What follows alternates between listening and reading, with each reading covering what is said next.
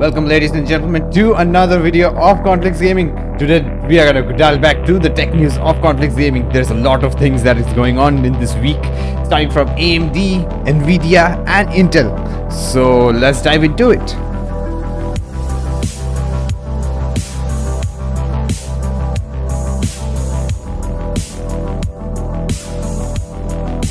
Previously on CORNFLAKES Gaming, as you all know, we did talk about the AMD new prices that are coming this month, and amid this transition they are actually phasing out the older Gen 3 processors, and right now Gen 4 processors have reached their highest price points.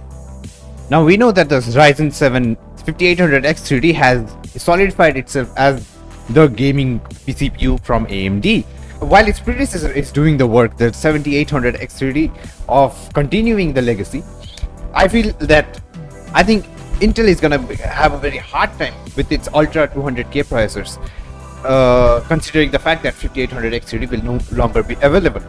But the only processor that will be available that is close to that will be the 5700X 3D, which is a slightly slower version of the 5800X 3D. Speaking of AMD and Intel, this is one of the most unexpected and biggest collaboration of all time, and yeah, in AMD and Intel are collaborating with each other, and they have worked together to create something called the x86 ecosystem advisory group.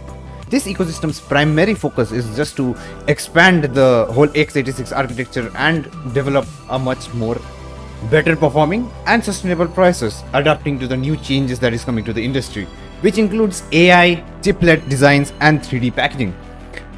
A key aspect of this is likely the heterogeneous design of modern chips. So instead of working separately as AMD and Intel, this group could establish a new standard and prepare the most popular PC platform for what's next.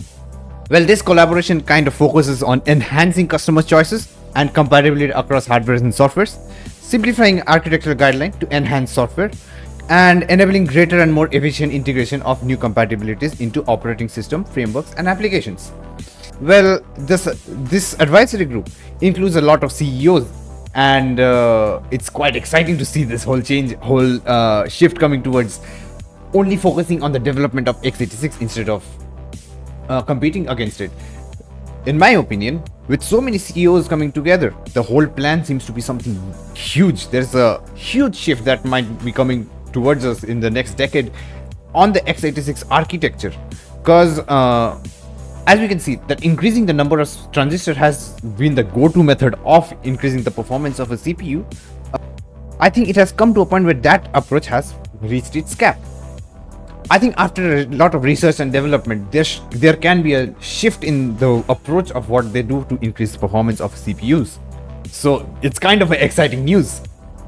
Well, talking about Intel, we have the Arrow Lake processors, the Ultra 200 series coming out this year and next year. It's expected for us to be a little bit confused with the nomenclature of the new Intel processors, especially the 200 series.